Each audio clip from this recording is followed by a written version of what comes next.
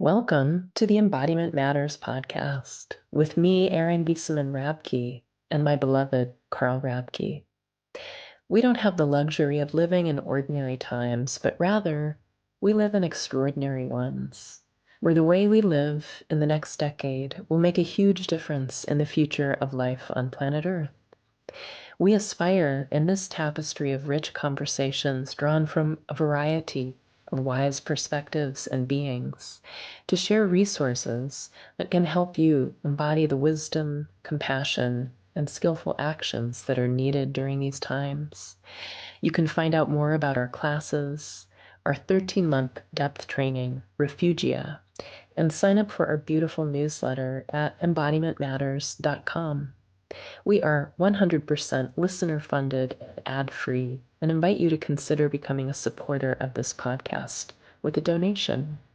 You can find more at embodimentmatters.com/podcast.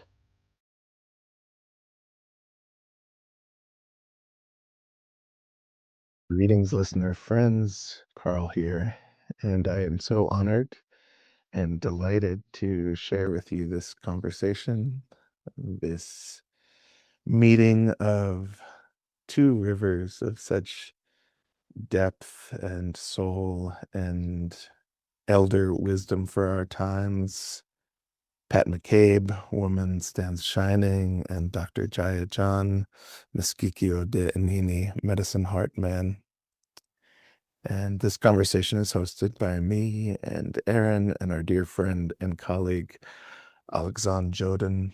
And each of the three of us have been so moved by Jaiya John's writing and presence and Pat McCabe's teachings and writings and just the way that each of them are in the world and the particular flavor of liberatory work and visioning and healing. I just have such respect for each of these beings and so much trust in what they carry. And for a while we had talked about, oh, wouldn't it be so good to bring Jaiya and Pat together? And here it is. This is them meeting for the first time. Yeah, there's so much that we talk about, but what stands out for me is just the quality of presence, the tone of voice, the silences, the humor, the awe, and the beauty in seeing how Jaiya and Pat introduce themselves to each other and following this thread.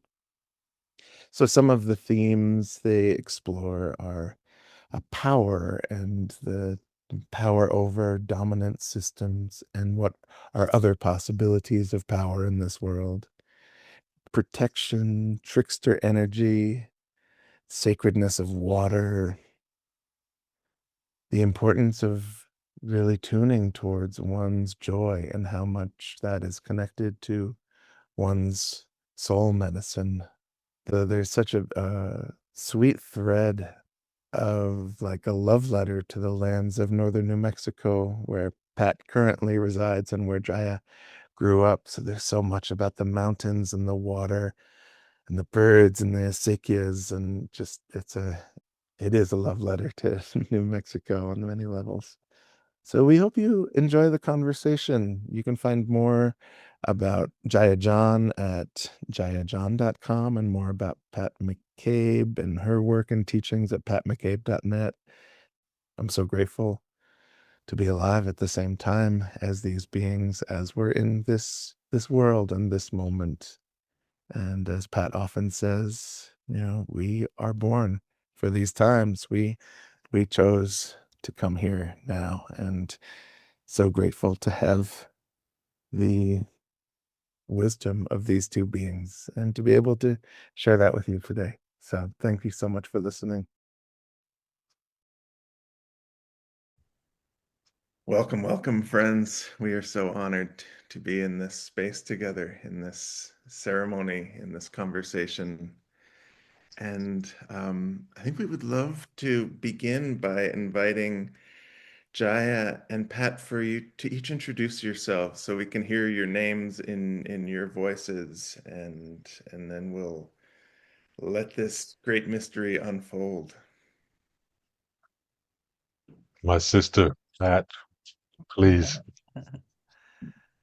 Well, I'll say greetings and good morning, good afternoon, good evening, wherever you are, and Yate Bene, it's morning here.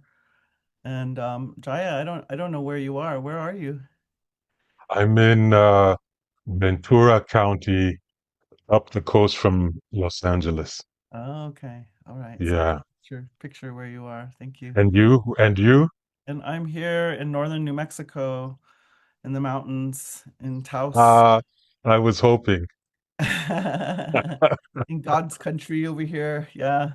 Yeah. And, feeling strong, waking up in my own house, and um, uh, I wrote I did some writing this morning. Carl, I saw that you already saw that.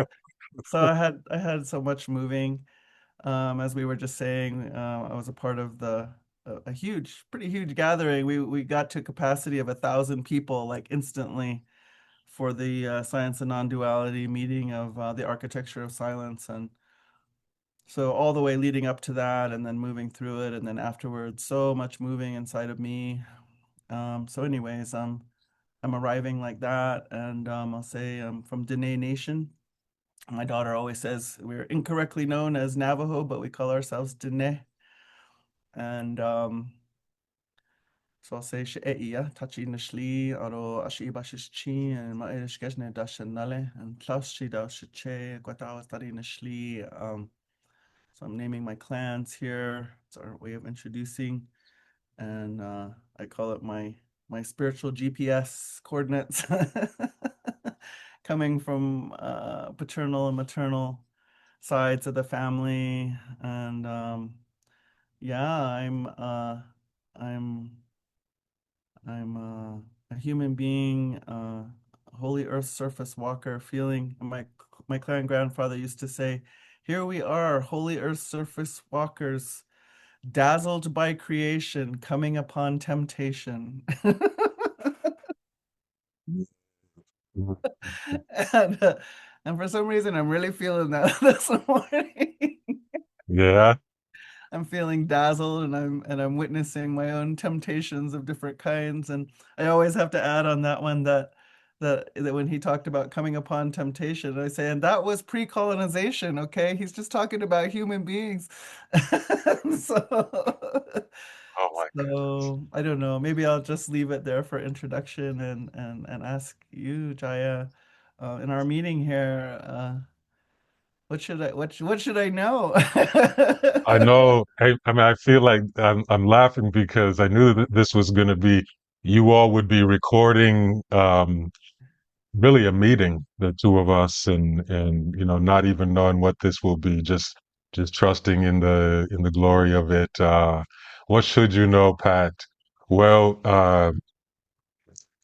my name is Jaiya John. I have many names, of course. Anything that is multidimensional and of soul and spirit and generations and worlds has many names, whether we are conscious of our names or not. But one of my names is Gaia. Another is Jivan, which comes from the Himalayan range and means life. And the Jaya has many meanings. That's a whole nother conversation. I'm also Mskiki Ode Inini, medicine heart man, which is Anishinaabe or Ojibwe, and I was born for the Turtle Clan and those who speak for the water, the Blackfeet, Cherokee, the Kru, Balanta, and Mende of Mother Africa, of West Africa as well. Was born, um, orphan born in La Tierra del Encantamiento, Nuevo Mexico. I was born in the desert side of New Mexico and raised in the mountains, raised up by you, and grew up, in the pueblos and hanging out by the reservation. I played basketball back in the day, and so we would always go to Gallup and play the boys there, and that was always a good time. Man, people don't know that the Diné have such a great passion for basketball. And so reservation ball is a whole another breed, man. It's pure joy. It's pure joy. And I recall yesterday, Pat, you shared being adopted into Lakota way of being, and I also was adopted into Gune way of being. Not growing up, but also even in as an adult doing medicine work with Diné social workers. So uh, I was just being blessed by their presence and their wisdom and teachings there on the reservation many, many years ago. And then just 2 years ago, I offered a poetry ceremony back at Window Rock. And we were in the marketplace and we were at Navajo Nation Library. And it was a winter storm. It was, I think, late February, but you know how the weather is out there. So it was like a full snowstorm going when I was there, and that was again homecoming. So Pat, you should know that I come from fry bread. I come from Navajo tacos. I come from turquoise and silver. I come from the land, and growing up not far from Taos, in the Los Alamos area. So I grew up in the mountains. I'm a mountain child. Wow. Thank you. Yeah. Thank you.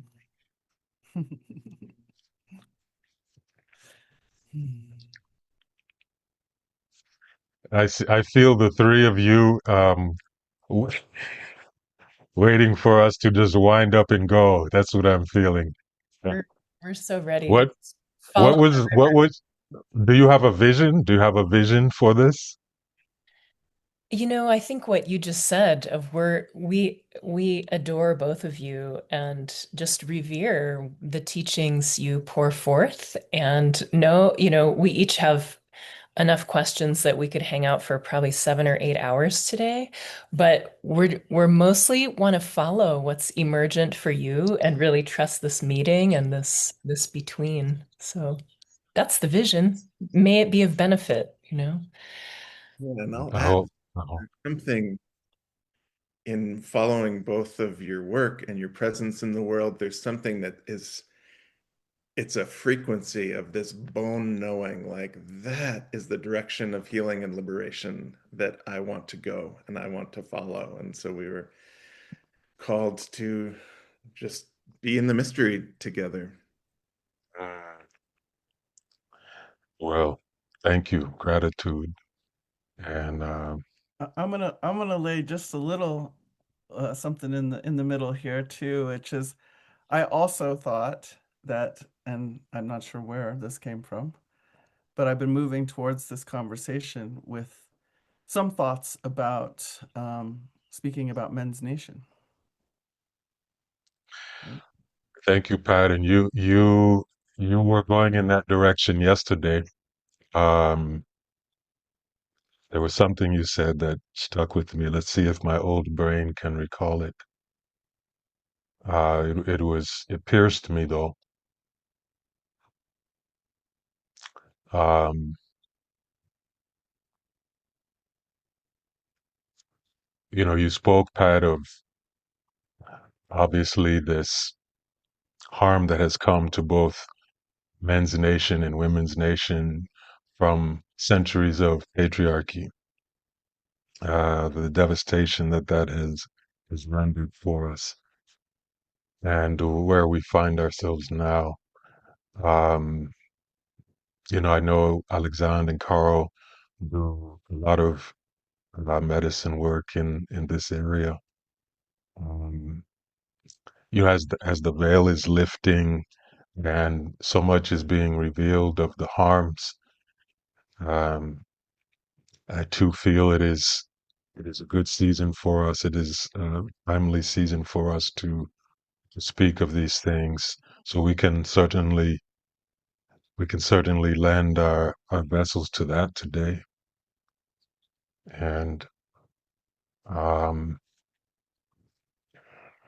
also, just whatever yesterday's river, the sediment of it has brought forth for you, Pat, into today. I feel like we can just swim in that. We can stay in those waters. Mm. Yeah, And thank you. yeah, yeah.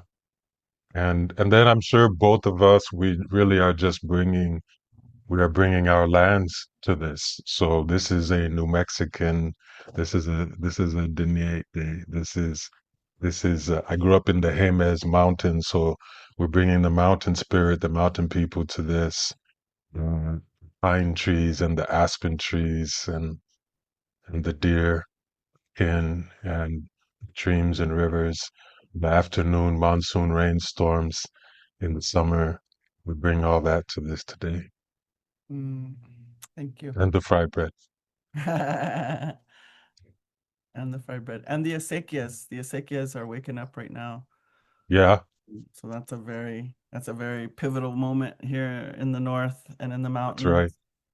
mountains. The acequias are these waterways. Well, I guess I always talk about the water system and how in my science book they said, well, the ocean evaporates and becomes clouds and becomes rain, becomes rivers, goes back to the ocean. And I say, well, wait. There's some other things that take place. Yeah. And one of them that I always bring up is how that water also passes through every single life form.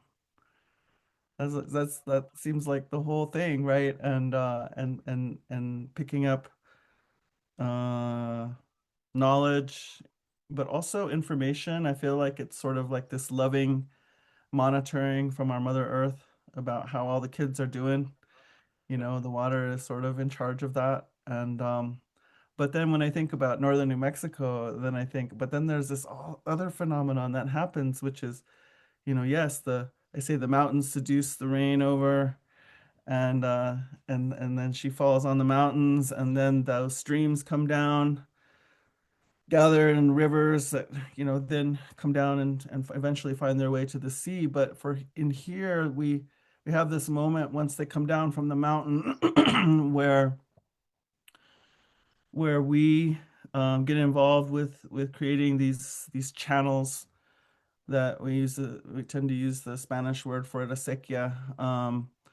And but the thing about these channels where we channel the water is they have names. They're named, and and some of them have been maintained for hundreds of years, maybe thousands of years, and so they're associated with families often, and and probably certain crops too, families of the foods, the corn, our elders, and anyway, and so it's a matter of human honor, family honor, but human honor to make sure that that water can pass through from your spot to the next spot to the next spot to the next spot. So that's actually what made me fall in love with Taos in northern New Mexico, or these acequias. I loved working on them, and so right now in our community, there's this, all the parciantes, those who have uh, uh, get to have this water cross across their land. They're meeting to clean out the ditches, and so the women are bringing food. I was always a woman down in the ditch, but not always is that the case. And I was always down in there. I put my daughter Lila June. Some people know my daughter Lila June, and I used to lay her down on a blanket in the ditch and put another blanket over her while we were working. And so she really grew up literally in the acequia, and so that's a very precious time for us here. My son is a farmer here and working on, I don't know, he works on like 36 different places, and he was at Standing Rock, and he was one of the ones who got arrested and put in the dog cage with his brother. Um, and so, and then he also made a stand here in our community on behalf of the water. He occupied one of these deep aquifer drilling rigs. So we had our own little mini Standing Rock over here for 4 days, where they kept a fire on the side of the road and they set up a little kitchen. It really was a little Standing Rock, and then they sang for him for these 4 days, um anyway, when they brought him down, uh, they filed the I don't know what you call it, like from the county or the town. They kind of dropped their charges right away, because even the state police in our area, so different from Standing Rock, the state police in our area are all homeboys and girls, and so they understood what he was doing and why he was doing it. So they actually were pretty easy on him. They let him get smudged off, and they let him smoke out the pipe before they brought him in even. And even the sheriff thanked him for what he did. And so it was a very different vibration that way over here. That's how much respect and reverence we have for the water even now. Yeah. And then but then the people who were wanting to drill the rigs, they filed a $2 million lawsuit against him. And fortunately, I guess we'll say, he had no assets at all. So there wasn't anything to grab hold of. So now he says, Mom, this is water protection. This is water protection to help people fall in love with those acequias and the water. Because Mm. once they fall in love, then they're not going to let anything happen. And so maybe you have that relationship too with this part of the world. It's actually making me tear up here. Yeah, me. I'm really tender this morning, but yeah, just feeling that. So that's what's coming up for me about our part of the world here. Oh, sister. Hey, yeah, you're bringing tears. Um, I was born for the water. I'm water spirit, and you know, I'll just speak for the water. And you're bringing me back to my childhood because, yeah, up there in the north, the way the land is, um, there are so many folds, arroyos, mesas, and so as Pat says, really our human duty, if you're living in the north, you must assure that the water can make its way all the way all the way down and be preserved in those acequias, those channels. And I naturally gravitated there, Pat, so I would be there for hours and hours at this time of year. Um, I'd be there after school. I would be there on the weekends, and I just felt that this need to be um, maintaining those channels, have my fingers in the soil, the red clay, the uh, what do you call that?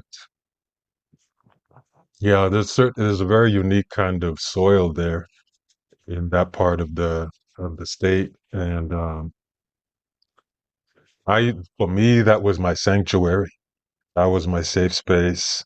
I was not safe around humans growing up. I didn't feel safe.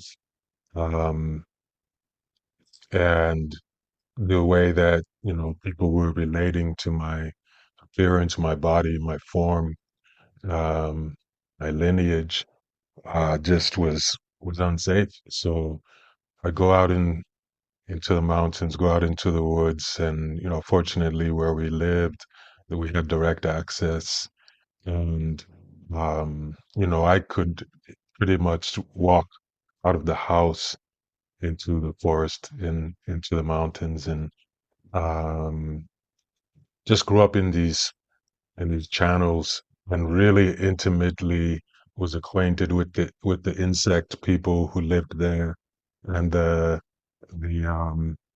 salamander people, and the lizard and snake, and um, all the living things, and the way that the soil would smell this time of year as the snow melt was coming through, would just give me life, Pat. It would, like, it would wake up my own body, and I felt like I was just remembering prayers in those moments, remembering old prayers, ancient prayers would be coming through the water. Its behavior with the land was also its behavior inside the land of my body.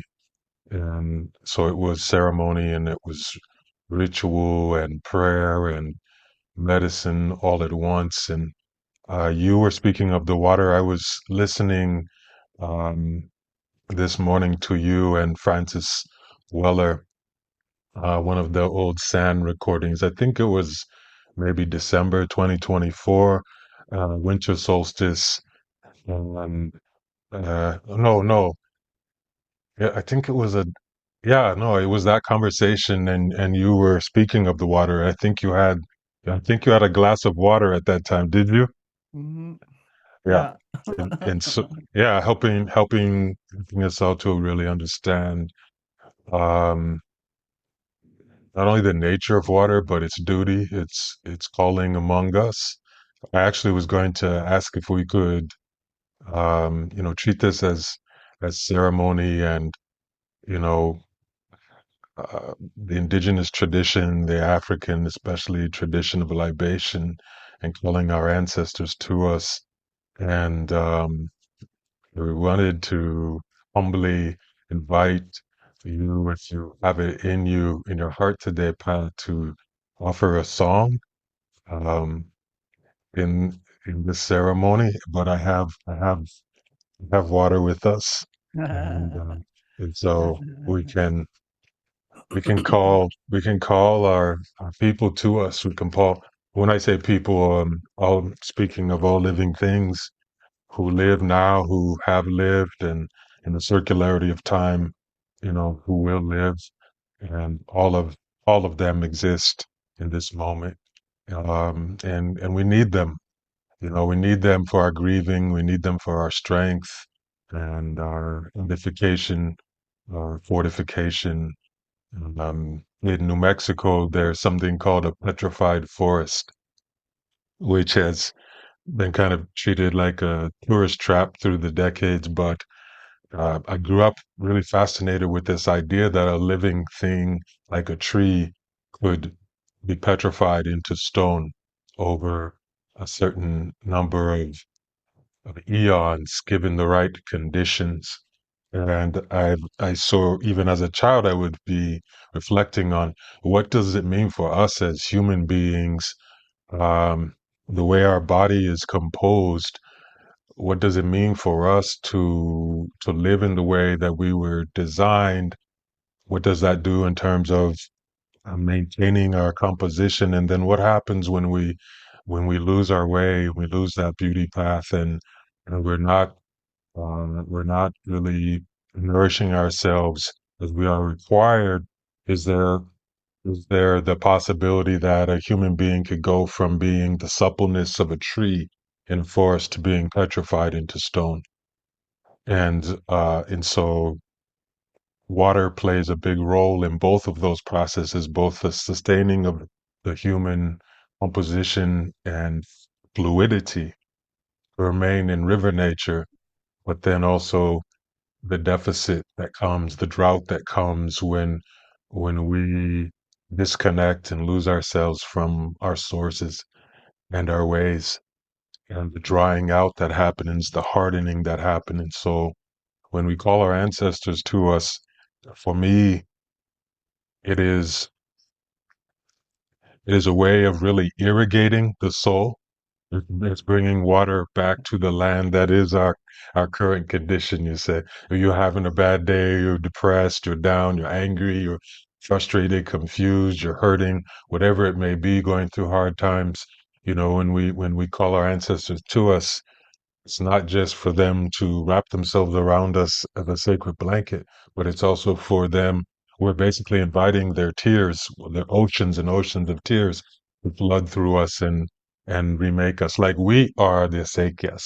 We need to be flooded by that water. So, um, how shall we proceed? Uh, how do you feel, Pat? Do you have a song? I do, but I feel like I have a little more Yeah, preface here bring, relating to bring. what you're saying. So, Bring, bring, bring. yeah, thank you. So I want to say too, I went through times of not feeling safe, and and I got sent to East Coast prep school, right? And that was pretty harrowing for my spirit. And and I had too many other pressures on me, difficulties that were being, you know, sent from home and such. And anyway, I feel like I kind of broke in that process, and mm, mm, uh, which is something that I've been working with, because I went back to that prep school for the first time since I was 17, um, a couple years ago. And right when I went into this assembly hall where we used to meet every morning, the whole student body, all it had just ended, and all those students were coming out, and I was going upstream, and they were coming out, filing past me, and I thought, oh my gosh, we were just babies. We were just babies, and they were like treating us like we were curing cancer and stuff, and um there was such high pressure. Oh my gosh, it was so intense. And so it was just such a big, anyway, I got a lot of healing. But what I wanted to say was, so for me, I met a wild man one summer when I was in school, in university, and he brought me to the gorge in the Rio Grande, and he brought an eagle bone whistle with us, and he blew that eagle bone whistle and called a pair of eagles over to us. This was at dawn, right? He was not holding back anything, and uh, and man, I saw that, and I was there in that hot springs, and the Rio Grande was rushing by us, and I thought, what in the world am I doing in school, man? I could be here. I could be doing this. And so I jumped ship. I jumped ship into Taos, and that was 40 years ago. And sometimes I get called on to talk to kids. Some of them are from private schools, and I tell them this story, and I always tell them, and I don't have a single regret, okay? So, mm, mm, mm, mm. we end up living right across from these warm springs, like right across. And so that I feel like that's what healed that mind. Like you're talking about as I was heading into being petrified, Yes, yes, calcified, yeah.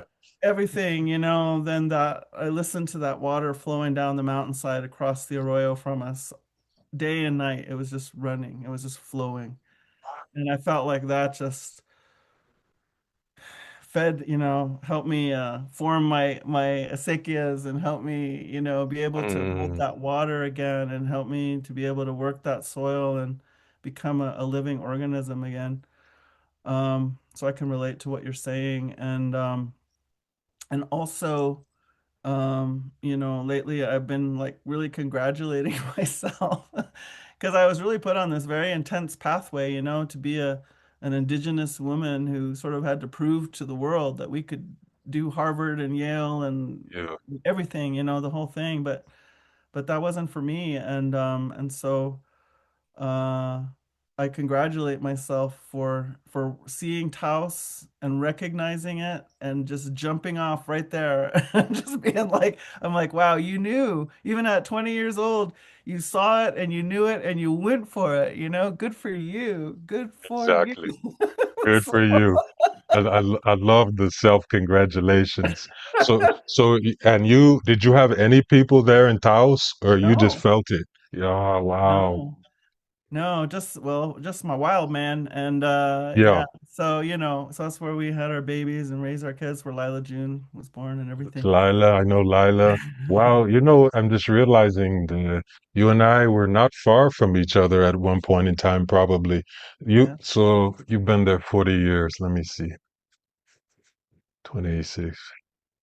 Yeah, yeah, because Taos and Los Alamos are not far apart. No, It's no, they yeah. have their At some relationship. point we were roaming the same mountains, and I Yeah. had an uncle who worked leather there in Taos, and so we would go there, pretty often, and um, I'm feeling what you were just saying, Pat, about just hearing that trickling song of the water coming down, just that alone, just hearing its voice, is so healing. It's so centering and grounding. And what it does is, you smelling that water. You may not even be close enough to see it, but you can smell it and you hear its song. and it it loosens up your molecules. So like, yeah, it's aerating you, it's irrigating you. Your molecules are dancing to that. It's incredible medicine. Yeah. And I'm really happy for you that you landed there and that you recognized it, and you planted your roots. And uh, it's a it's hard to articulate, at least in English words, what it means to be rooted in that part of the world and what that land has a particular medicine to it. And people speak of this energy vortex. Um, the Hopi speak of, Sipapu, the place of emergence, the womb place through which all life emerges. And it feels to me that there is some form of Sipapu right there, on those lands and in that sky. Yeah. I mean, And I even the know, geography, right? There's like the yeah, highest peak in the state yes, comes down and then opens the valley, and then there's this huge crack in the earth that just goes off as far as the eye can see. It's dramatic. It's really dramatic, and that energy is very, very strong here. But the and other part of the preface that I wanted to bring, I don't want to rush this part, but you were headed to, right towards it, yeah, is I've spent a lot of time in England, um and I love it there. Other indigenous people are like, wow, right, what are you doing over there?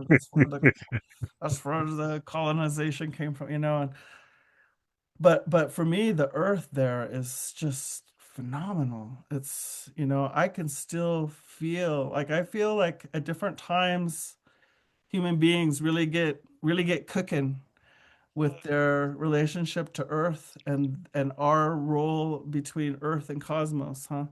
And those hot spots kind of move around through time, I think, and I feel like right now a lot of the world, or at least for some time, the world has been looking to first North American indigenous, but now more and more from South America.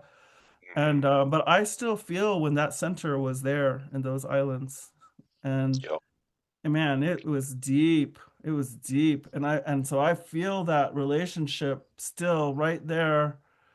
And so I just recently went to Avebury, which is a place of double stone circles, kind of a unique configuration over there. And I had a huge download there some years ago. And so I'm getting ready to do some ceremony in England this fall. And I thought, I should go and consult over there again. So we went, this was about 6 weeks ago, I was there, and ended up in this little grove. And I remembered it after someone said, well, let's go up there.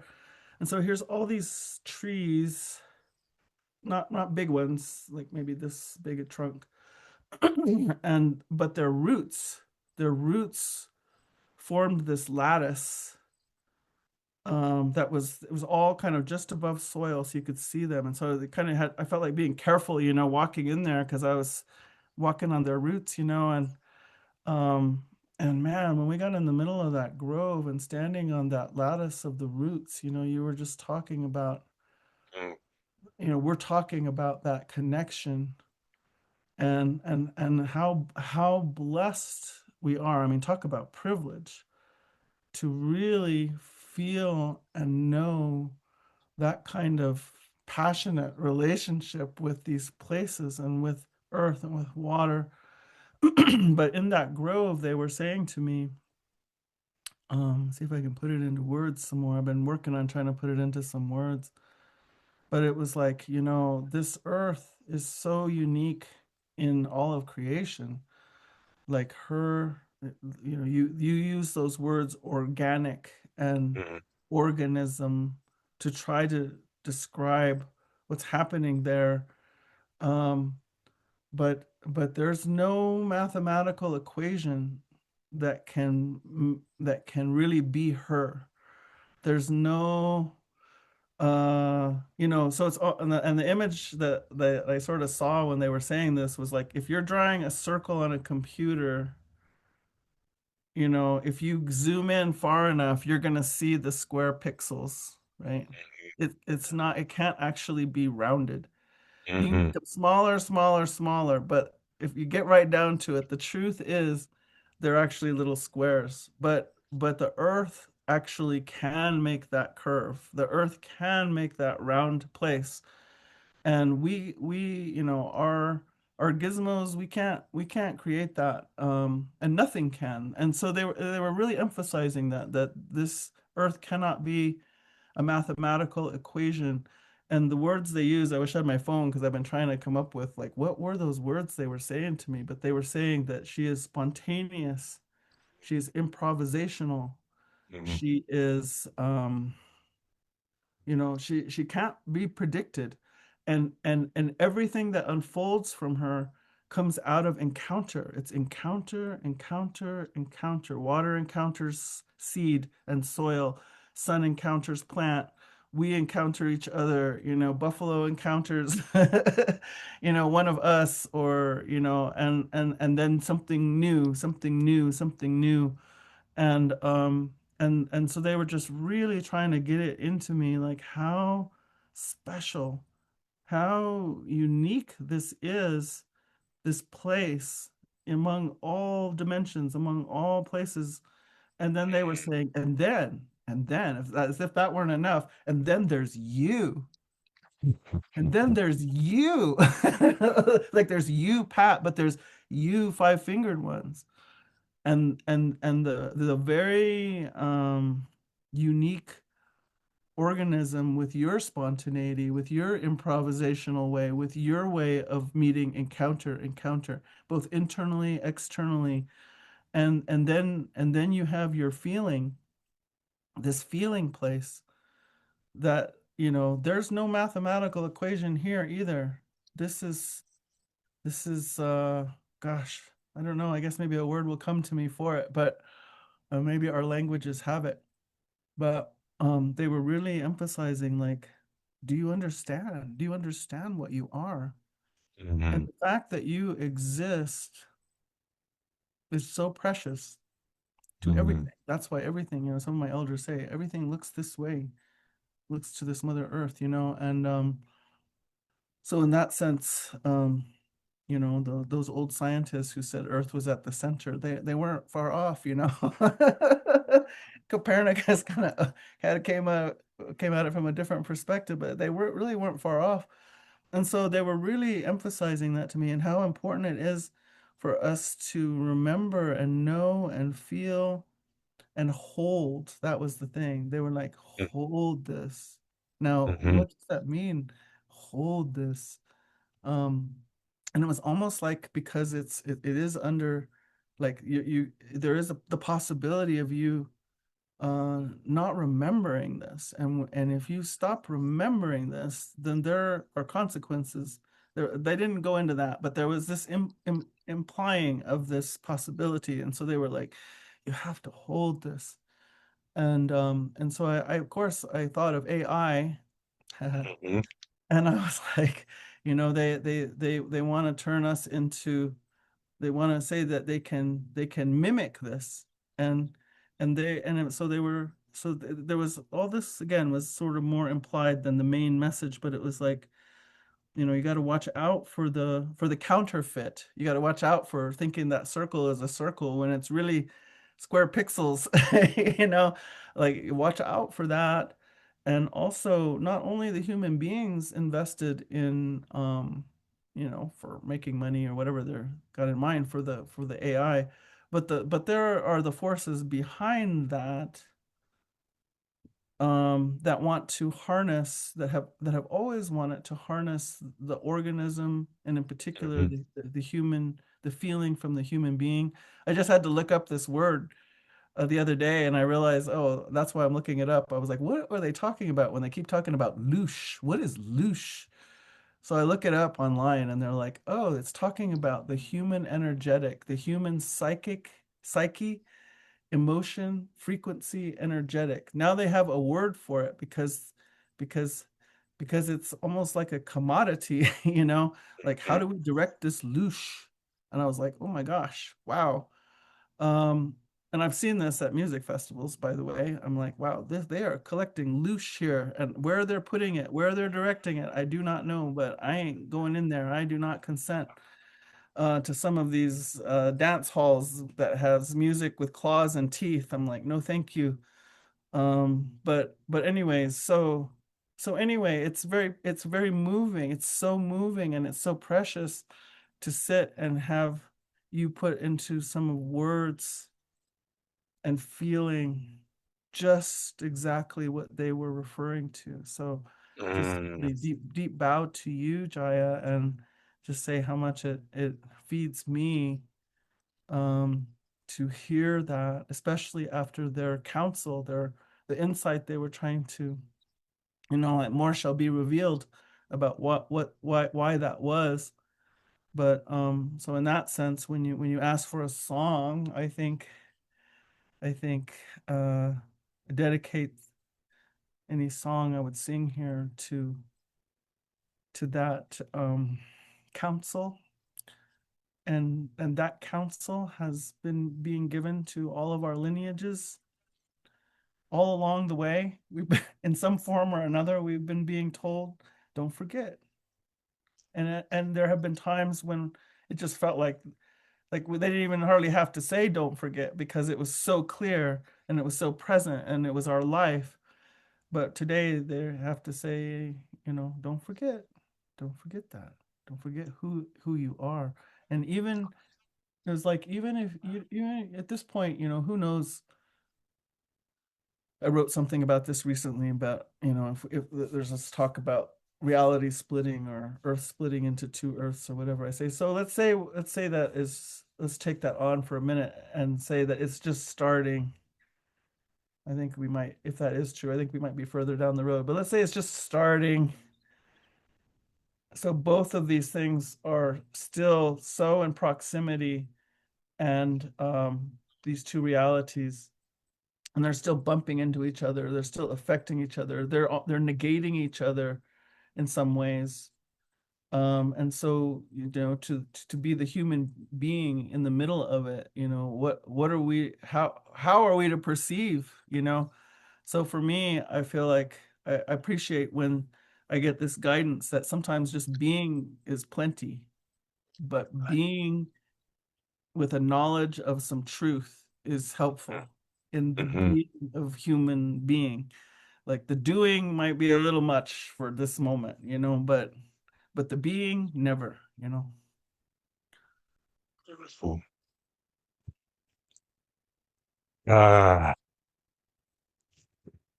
I'm emotional, Pat. You brought us many places.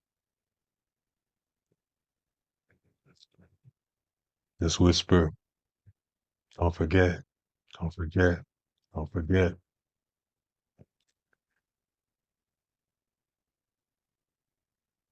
Pat, when I was growing up in those mountains um, and I felt so unsafe.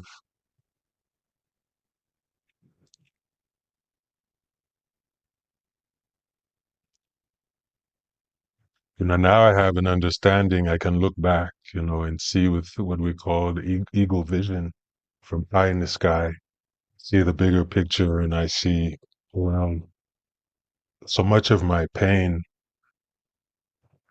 was coming from this place of having a soul, which means to be a continuation of a river, of a waterfall, of a lineage, of an ancestry, of life continuing and continuing, continuing. To have a soul means you are of the continuance, but to have a soul as a child, but be in a reality where everything is causing you to forget and wanting you to forget everything human, everything human in that childhood space of mine, in that reality of mine, not out of malice, mostly out of just because these were humans who had forgotten. And that was in my home. That was on my street, in my neighborhood, in my schools, in my classrooms. That was my teachers. That was family members, friends. That was everything. Of course, it was society. But this kept me alive, this whisper you just spoke, which is why I cry now. Don't forget, don't forget, don't forget. And you know where it was coming from? This whisper was coming from the land. It's why I spent my childhood in the land, in the forest, on the rocks, by the streams. I spent my childhood in silence, the song of silence, so that I could hear the whisper. Don't forget when the icicles in the north would start to melt at this time of year, and that you started to just hear that drop, drop, drop, drop, and it would be hitting the snow or the pavement. That was the whisper. Don't forget, don't forget. The first time in the spring that the bumblebees, the bees would return, and they would return and they would be there circling the juniper berries. Don't forget when the wild berries started to grow on the hillsides and we would go and gather them. Don't forget when butterflies would emerge from the chrysalis and start to dance. Don't forget when the water would return to the creeks who had dried.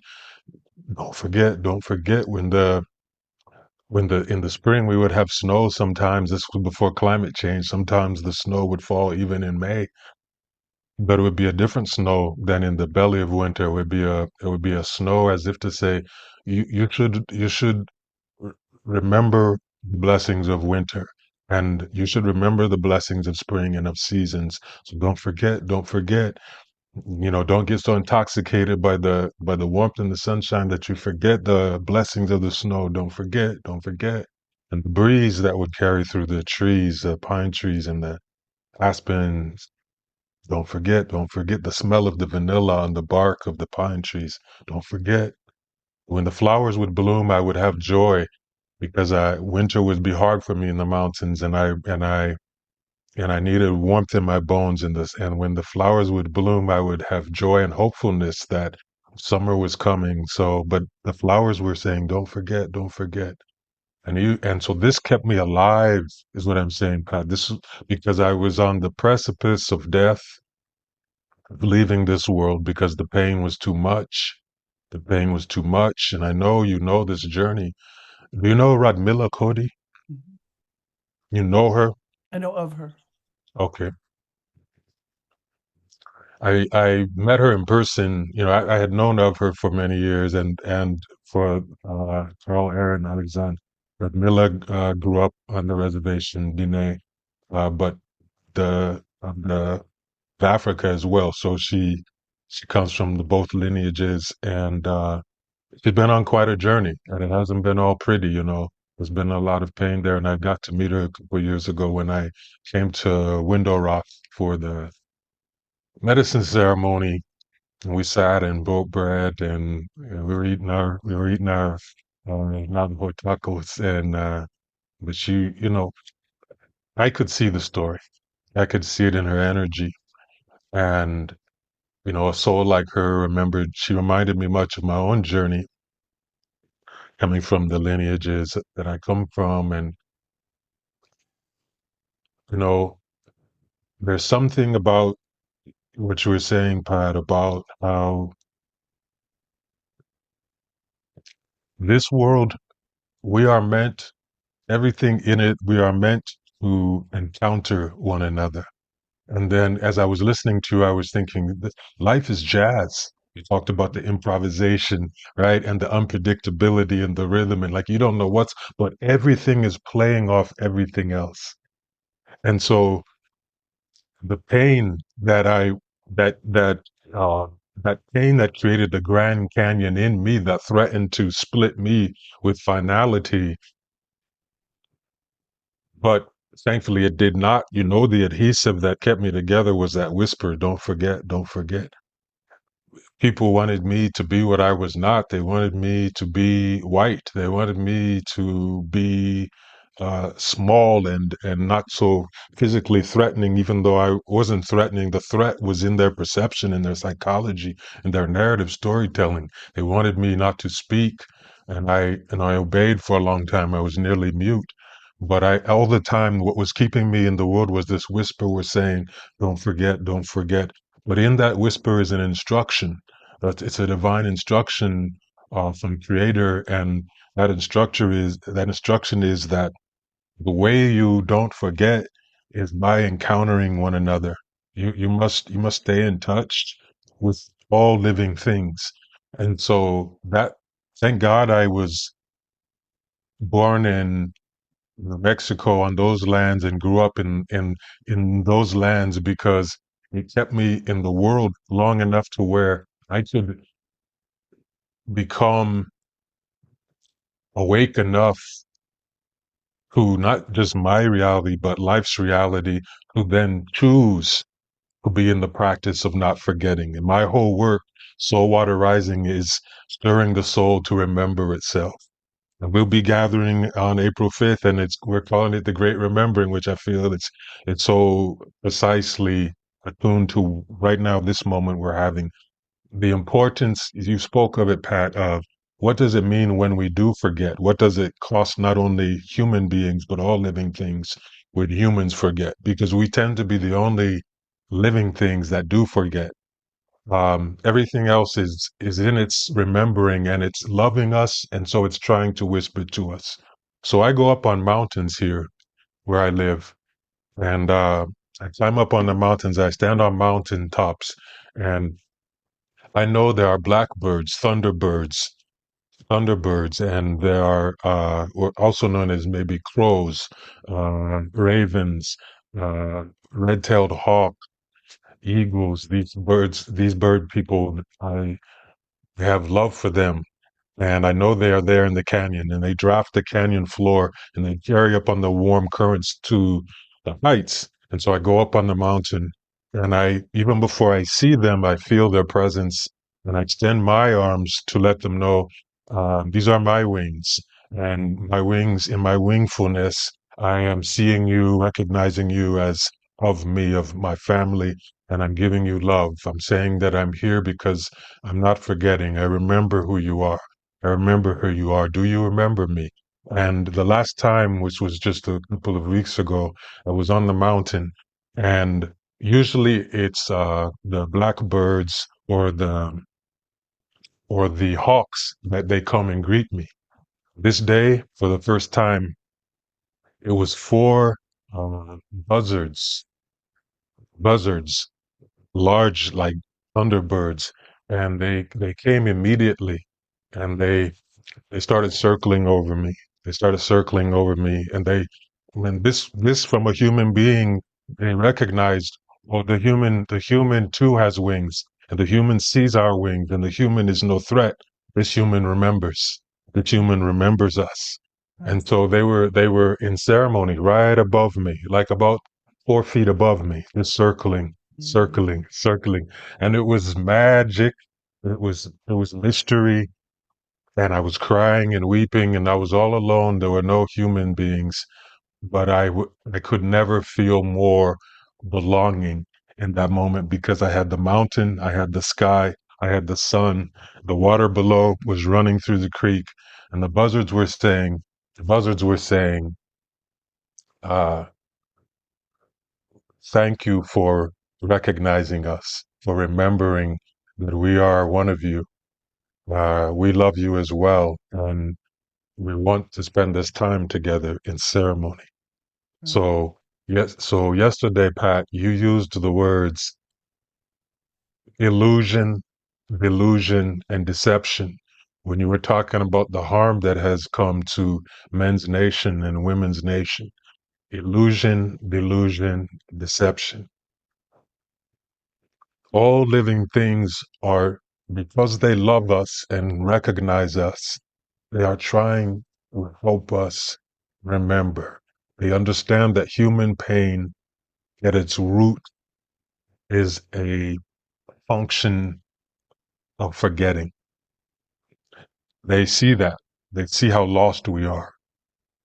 And so when someone like you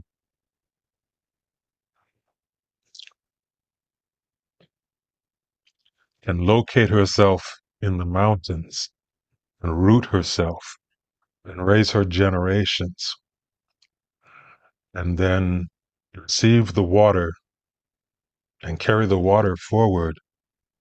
Your medicine and your ministry right now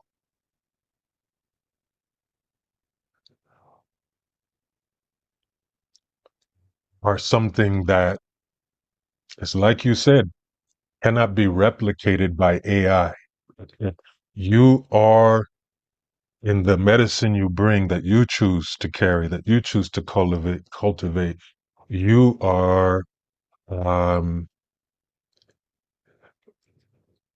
breaking up the illusion and the delusion and the deception, the lying, the manipulation and distortion. You're bringing clear water into which we can look and see our true reflection. I'm saying this as a love letter to you, as a as a song of gratitude. Say, I see your journey, I see your walk on the beauty way, I see your choices, I see your pain, I see the many mountains you have crossed. I There's a reason that we need you in the world in this time, because it is not that there is more malice than ever. It is that there may be more confusion than ever, more illusion, delusion, contortion, deception. Men's nation, we ail because we have been taught lies. Women's nation ails because of two harms. One, women's nation has been taught lies about themselves, but also women's nation has been harmed by the lies taught to men's nation. So there's that dual injury, and we must confront that and reckon with that. But we need remembrance. We need remembrance songs. We need the whisper.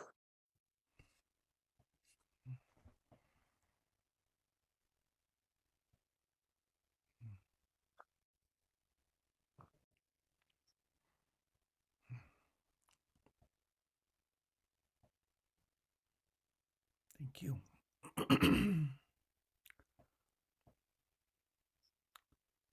received that, and thank you.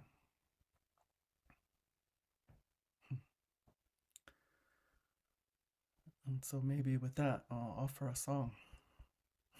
Mm.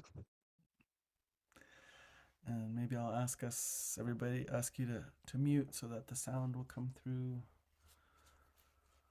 And don't always bring out the staff, but I'll bring out the staff.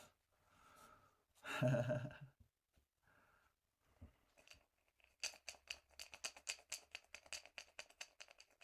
a little bit.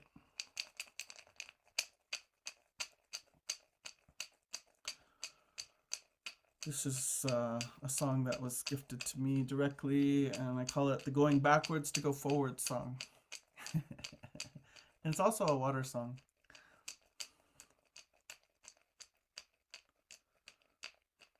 Way hey oh hey, way hey oh hey, way hey oh hey, way hey oh hey, way hey oh hey, way hey oh hey, way hey oh hey, way hey oh hey, hey oh hey oh, way hey oh hey, way hey oh hey, hey oh hey oh, way hey oh hey, way hey oh hey, way hey oh hey, way hey oh hey, way hey oh hey, way hey oh hey, way hey oh hey, way hey oh hey, hey oh hey oh, way hey oh hey, way hey oh hey, hey oh hey oh, way hey oh hey, way hey oh hey, way hey oh hey, way hey oh hey, way hey oh hey,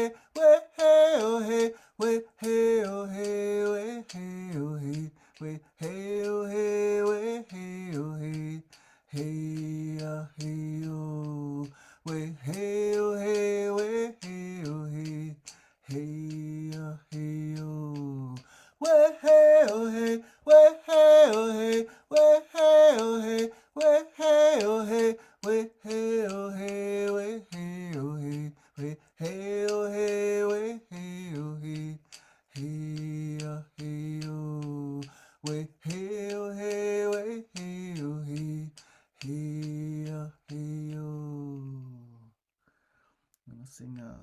song to honor the grandmothers here too.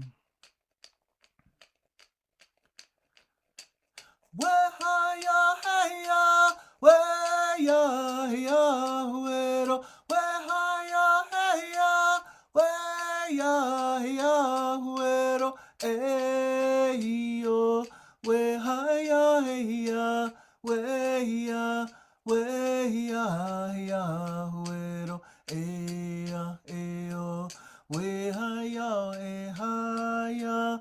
Wehaya, ehaya, weya, weya, ya, wero, eya, eyo. Wehaya, heya, weya, ya, wero, wehaya, heya, weya, ya, wero, eyo.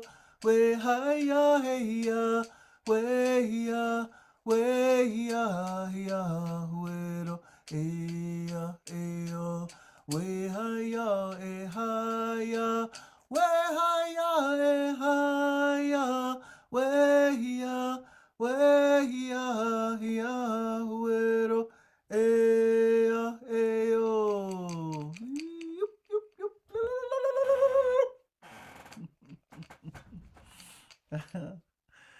Yup.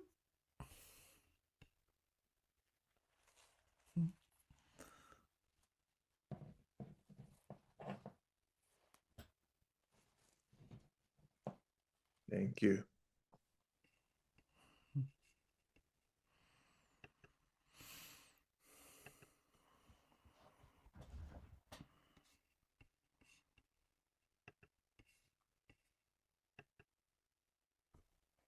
Grateful, grateful, grateful, grateful, grateful for your song.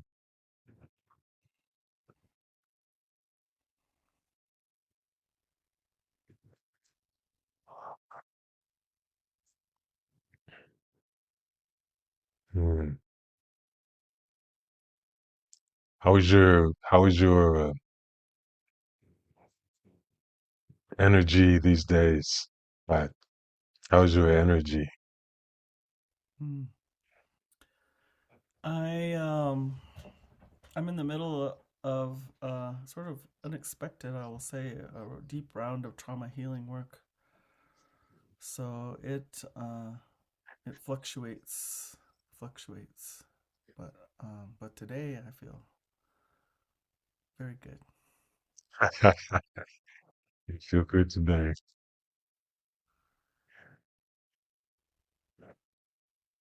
And how we are moving through some big waves in the world.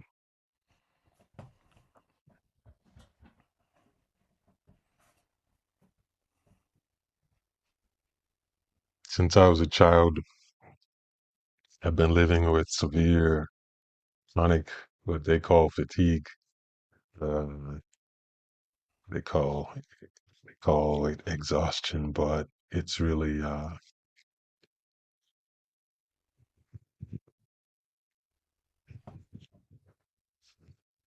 it's a reflection of the intimacy you spoke of. The intimacy when we have intimacy with all things, then we feel what all things are feeling, and in a way, we can carry both the vitality that is in all things, the sun's limitless energy, the energy of creation. At the same time, in a human body, we are capable of carrying the depletion. So, uh, to, as a human, learn to hold both energies is a part of the journey, I feel. Um, and so, for one such as you, I would say I'm always sending you energy. I'm sending you vitality and vibrance and radiance, and what the sun brings to Earth, I send to you. I'm like that. I'm positioning the glass on the beach to catch the sunlight so that it boom boom bounces. Yeah. It's a boom. Oh, thank you. Thank you. Across the distance. Mm. Yeah, we need each other's I as you know, in as a function of forgetting, one thing that happens is we tend to send each other the heaviness and the depletion subconsciously, unconsciously, carelessly, recklessly, unknowingly, but we're sending each other the depletion and the heaviness. And then, as to the degree that we can remember what all of this is, we can be more, I'll say, choiceful um, in sending each other the vitality. So, in my garden, which I look upon at this time, it's so much life, so much vitality. There's hummingbirds and their yellow blossoms, orange blossoms, purple blossoms, trees and breeze and sky and grass, earth and squirrels and lizards and fruit, bamboo, all these different people are right here.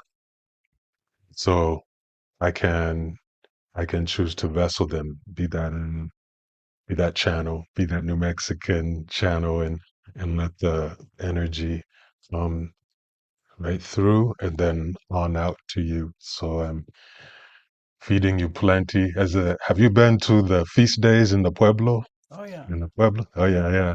So they always say, they sit you at the table and they put all that food on the table. And you're expected to eat at every house, and it's like Thanksgiving times 1,000, right? And but they always are saying eat plenty, and I like that has stayed with me as a mantra, as a chant, as an incantation of love. Eat plenty, eat plenty, eat plenty.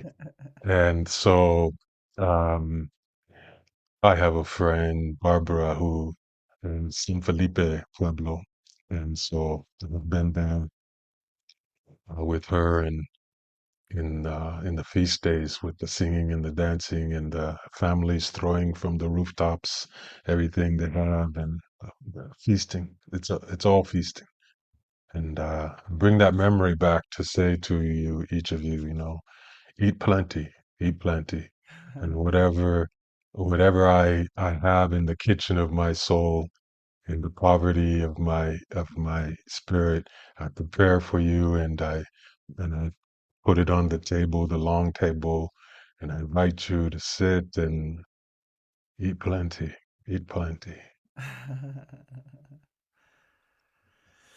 Mm. eat plenty. For my part, to you, Jaya, I'll show you my new friend here. I don't know if you can see him. Oh wow, how new? Like about 6 months. Wow. You gotta have a friend like that in the mountains, man. He's really new to me, and we're learning, and he saved my life a couple times Yeah, already. Like right yeah. after I got him, he saved me in a car accident. I got run off the road on the interstate and got run into the butt end of a cement barricade going 70 miles an hour. And it was right after I picked him. I picked him up on my way to the airport, and then I was leaving the airport to come back, and I was on the interstate, and that's when that happened. So he was in the back. We were just meeting, and he was just like, "No, nothing's gonna happen. I'm not having it." And I didn't have a scratch. My car was totaled, but I just barely had a little bruise. And I just so it's unfathomable, to have that kind of accident. And I just got out of the Wow. car, Wow. and That so was he's that just outside of Albuquerque? yeah, yeah.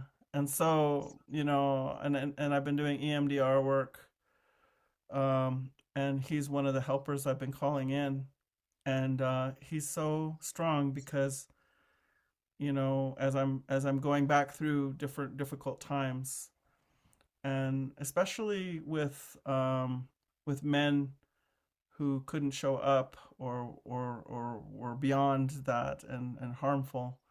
He just won't have any of it. He's like in the past, in every incident in the past, he's like right up on them, and it's just like, no, you may not, you may not. And I've never Mhm. experienced that kind of male protection. I've never felt it so viscerally, and it's just been so powerful for me.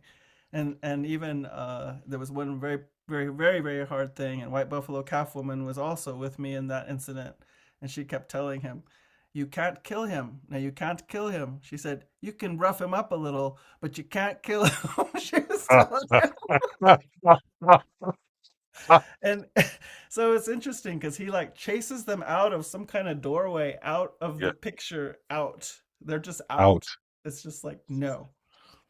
And so I will say that, for me, I'm calling on him to back you up and to give you the strength and energy you need to carry what you came here to carry as Men's Nation, Mm, and to be that of in service to life and the life bringers, the elders, the children, in the ways that that you came to bring, and beyond, in ways that we may not have even touched on yet, the capacities of the masculine and the medicine of the masculine here, and the feminine that comes through the masculine. So just send that your way. receive. Thank you. Bless you. And bless both of you. I receive his power, his strength, his ferocity, his integrity, his boundary, you know, which is love. Um, to say you shall. I'm thinking of for some reason, the Lord of the Rings, that you shall not pass. Exactly. Yeah, and you gotta love that. I mean, that's what we need. We need, there's so much meekness and timidity now and always in terms of standing up against that kind of um, lost toxic masculine harm, to like confront it though with unequivocality, to say this is not a negotiation.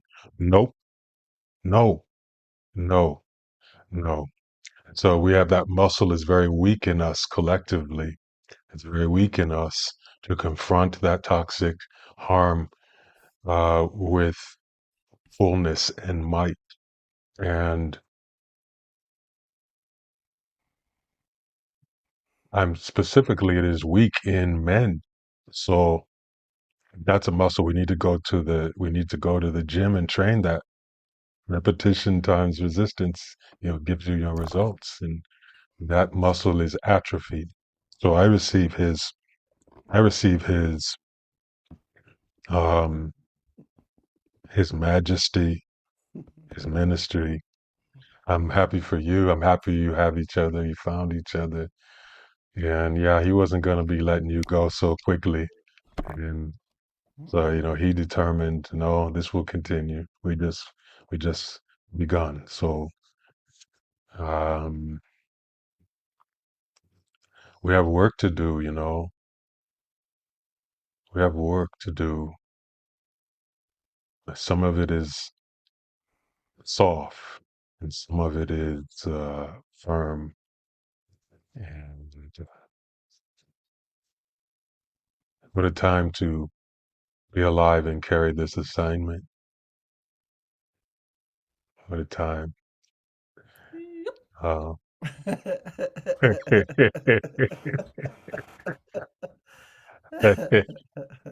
I'd love to ask us to linger here with this power that is central to both of your teachings, is like this primary illusion of these power over domination models that are so pervasive, and yet this other power that you're both pointing to right now, like these unimaginable powers that can be there outside of those structures of top-down domination.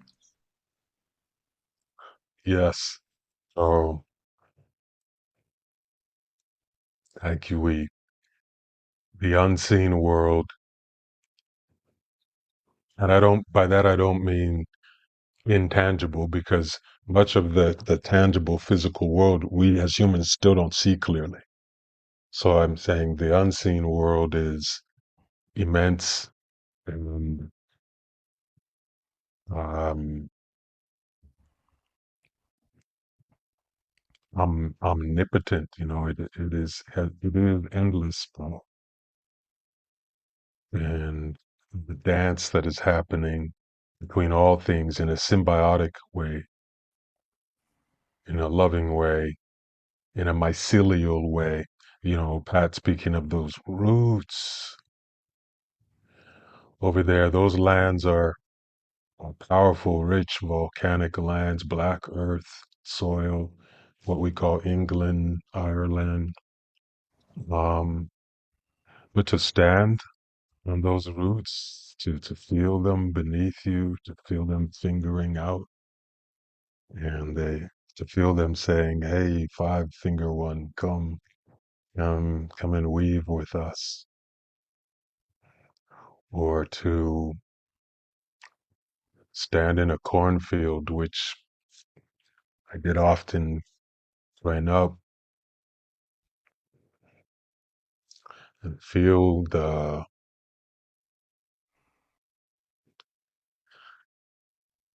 corn stalks brushing against each other, just feeling each other, and the corn sings, and it seems to have a certain song at night, a song at dawn. Song. Yeah, we have in New Mexico the beautiful corn. We have the old corn, the original corn, with its many colors. Those are sacred seeds for us to carry forward and preserve, man. Or to be in the presence of the piñon when they are roasting, or the chile, that catch chile, when it's roasting, and to smell it, all of that is a song, all of that is communication. So Carl, there is a power that cannot even be compared to structural man-made pseudo powers of these hierarchies and caste systems and apartheids and empires. They are, as Pat was saying yesterday, that's all illusion and deception. So it's like the Wizard of Oz, that we're living in the moment where the curtain gets pulled back and it's just a little dude standing behind the curtain who's insecure and terrified, and he's been manipulating everybody. And here we are, we're in the moment, the veil lifting, the curtain parting. But the question is, to have truth can be an immense force, and humans sometimes it's unbearable, like looking directly into the sun. We have to be in the right condition to have capacity to receive truth. We need to be rooted in this earth of togetherness. Yeah, and I One guess thing I'm oh, go ahead. Go ahead, Pat. I guess I'll say that that illusion, delusion, and deception. So I don't attribute all of what's taking place and the systems and even the forgetting to human beings or our nature. I feel like there are so many forces jockeying for position here on Earth, seen and unseen, human and non-human.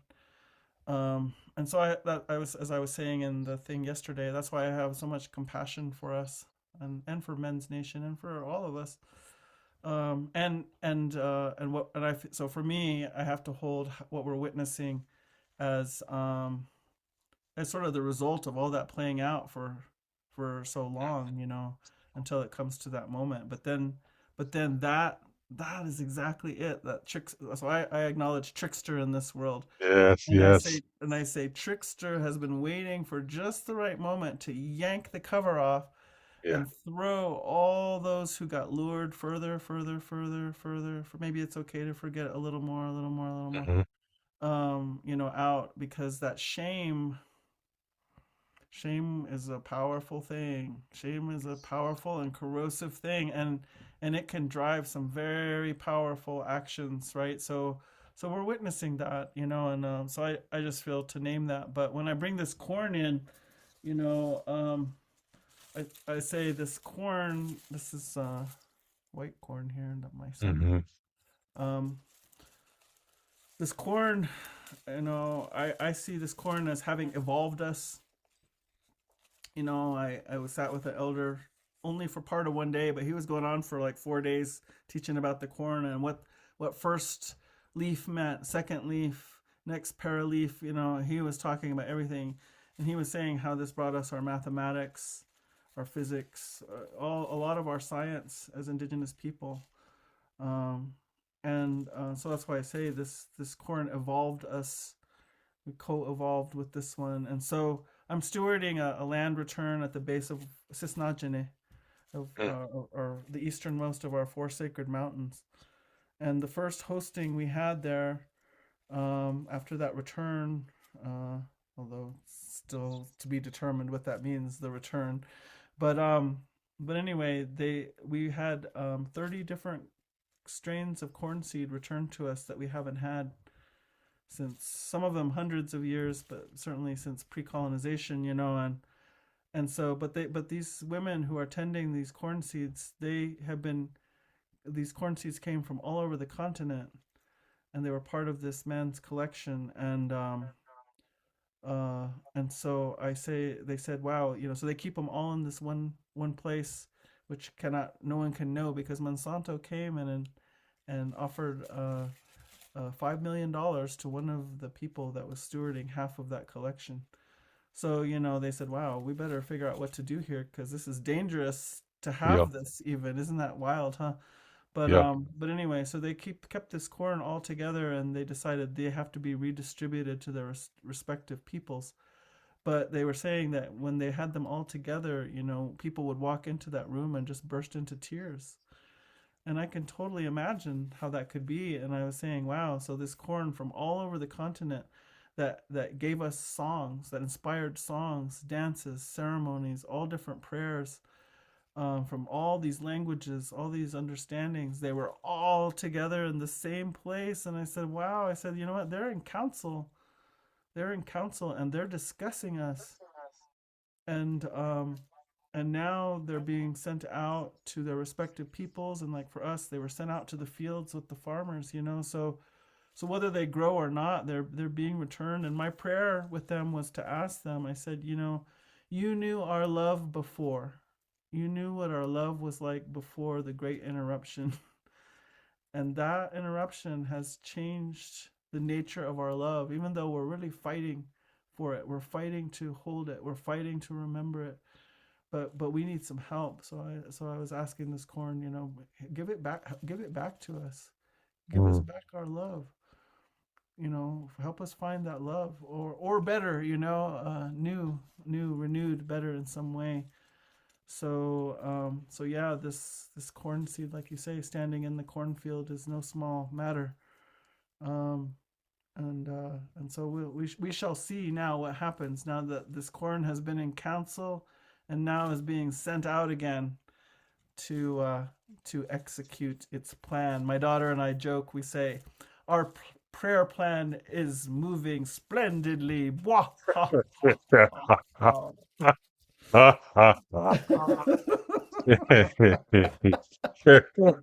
That's one of the things I was about to say a moment ago, is that I grieve and I miss, I mean, living here, I miss native humor. I miss Indian humor. I like that is something that has kept us alive, through so much, man. It's beautiful. It's beautiful. It's so earthly.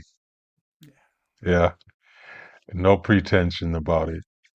Wah, ah, ah, ah. Thorin is powerful, a powerful teacher, powerful um, relative, and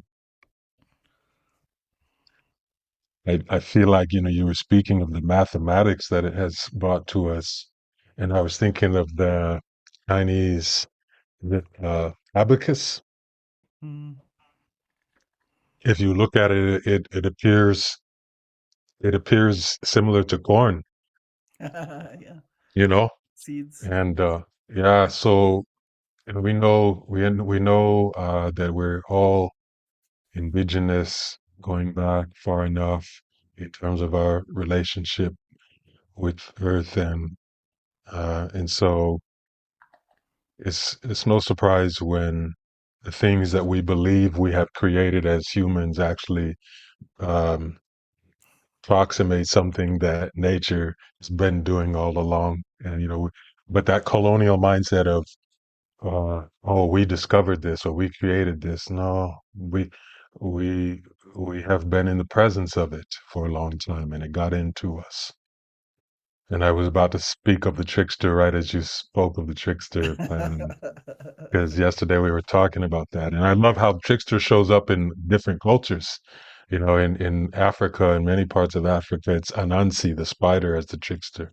And from the southwest, in Four Corners area, and Apache, Hopi, Guinea, Pueblo, trickster is often associated with the coyote. Um, but the trickster is not like this evil thing that needs to be done away with. Trickster has a role, a very important role. And so I appreciated you sharing that yesterday, Pat, and bringing that again today. Just you know, the idea that it is important for us to not lose our compassion and our empathy for one another, even for those who do great harm, because that's part of Trickster's work as well, is um, to get us to dehumanize. And of course, when we do that, we are dehumanizing ourselves, which also means we're de-lifing ourselves. So here to the trickster. The trickster has been busy, man. The trickster's been busy, man, Yeah. and Mm. been laughing at us hard, and but also about the trickster is also the one revealing things as well. Yeah. Trickster's having a good time on Earth right now, Yeah. and I think we got to stay in our laughter so that we can stay connected to um, all the games being played by all these different spirits, you know, including us. Yeah. Yeah. Bless you. Mm.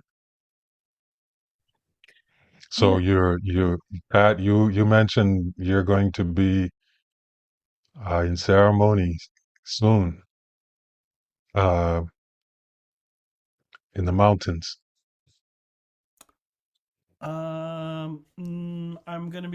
We're gonna be putting ceremony together in England in the Oh, in fall. England. Uh, but in the meantime, I'm stewarding land at the mountain, and that's ongoing ceremony of all kinds of nature. So yeah. All kinds of nature. Yeah. Yeah.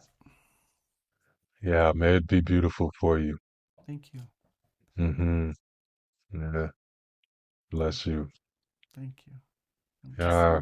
Can I weave in with a question here? Yes. Well, I'm thinking of we're just really moved by bringing the corn and the seeds and of each of you speaking about, the pain during your own youth. And I'm thinking we have a teenage son who's 15, and many young people we care so much about, nieces and nephews of blood and of heart. And it's a hard time for them right now. It's like for many, the pain of youth, as it's a hard journey. Plus, it often feels like so much of the news is like, this isn't the case in our house, but it's like being raised in a doomsday cult. It's just there's so much heavy energy for young people. And I would love to hear what you would say. I'm thinking of one dear one who's 16 who actually loves to listen to our podcast. What would you say to young people right now? That's a beautiful question, Erin. Beautiful invitation and sensitivity. Thank you, young people. Mama Pat, what comes to you? What comes to you? Well, she she knows it well. I do, and I have some kids um, really sidling up to me of the ones I've raised, and some aren't speaking to me right now, and so you know how it is. Yeah. But yeah, um, well, when I was telling my stories about jumping out of school and moving to Taos and not having any regrets to these young people, then what I used to say to them, I used to say, "You've got to want your life. You've got to want your life. You got to want it like this. You got to want it. You got to want your life. That's really important because you're going to need that." And I didn't know what I was speaking those years ago, but I'm seeing it more and more. And I told them, and so whatever makes you want your life, um, follow it, follow it, follow it. And that might have to do with school, and that might not have to do with school at all.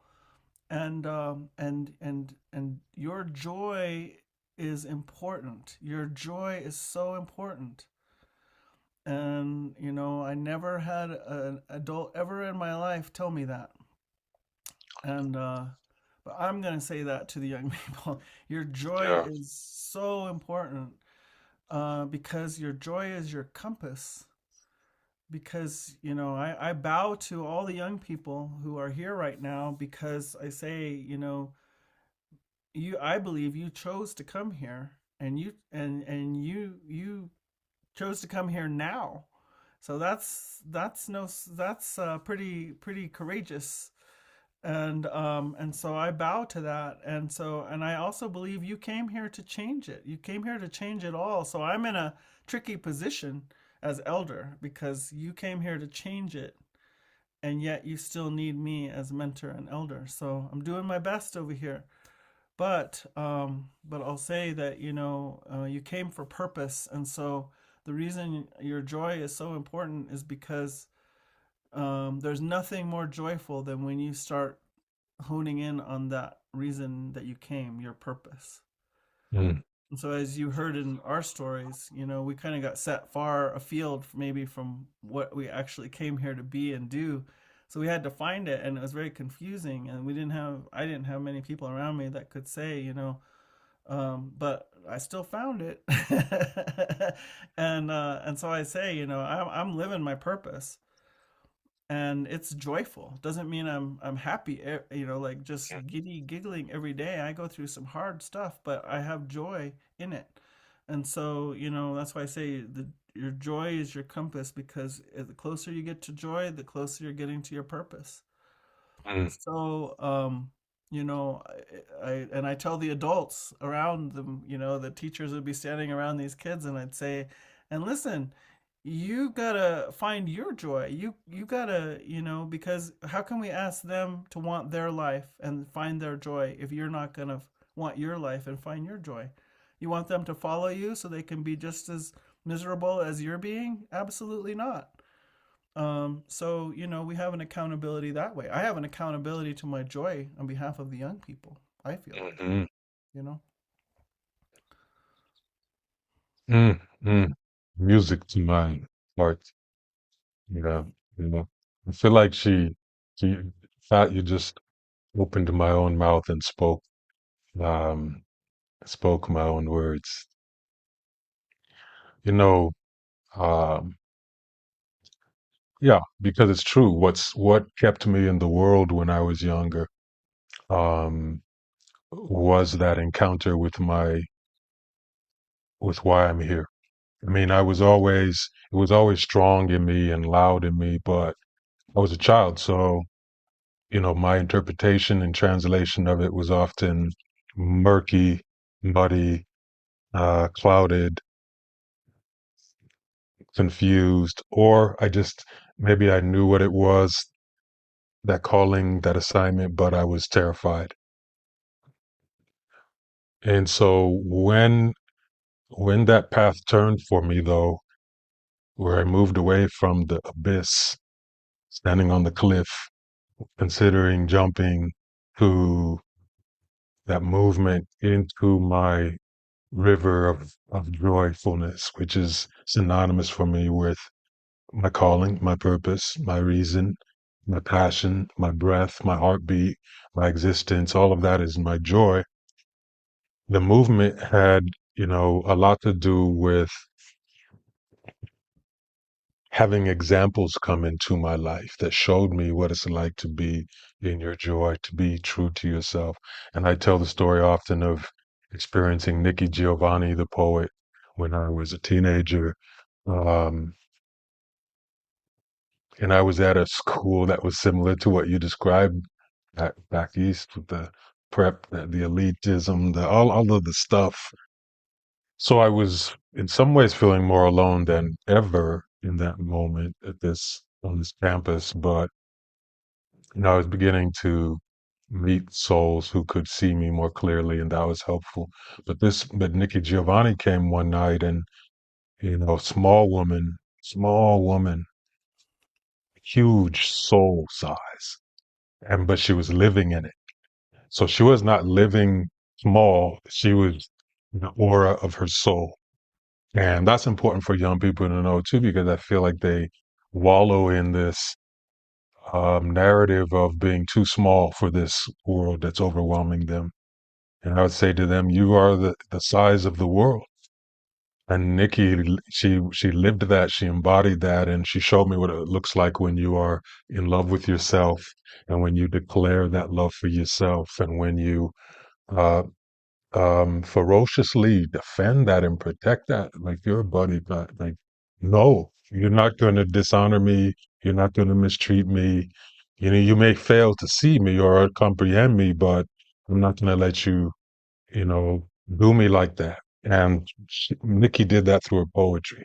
She expressed that through her poetry. So that was one of the pivotal moments for me, um, of really just being perforated with my fire, that passion fire, that joy fire. Okay, I have a thing. It's and not only is it to serve and help people, but I can do it specifically through these instruments. I was like a musician learning what my instruments were. And then the other thing I think is that young people now are awash in distraction. And so distraction can kill you because it can keep you from your joy.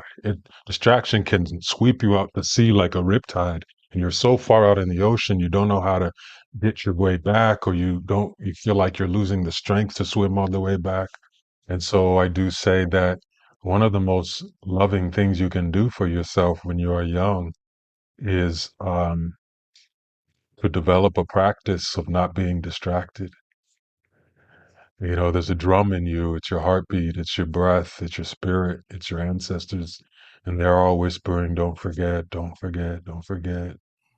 And how do you love yourself? By listening to that voice. And to listen to that voice, you need to not be distracted. The distraction dissipates you and your immanence all over the place, to where you'd be in danger of losing your composition entirely. So I say amen to every word God is speaking, because I just my own personal testimony. That's all I can offer to a young person is like, this is how my journey has been. And the thing that helped me with my pain and the thing that helped me with my life was falling deeper and deeper into my joy fire, which is a purifying fire. It burns away all that is false. Yeah.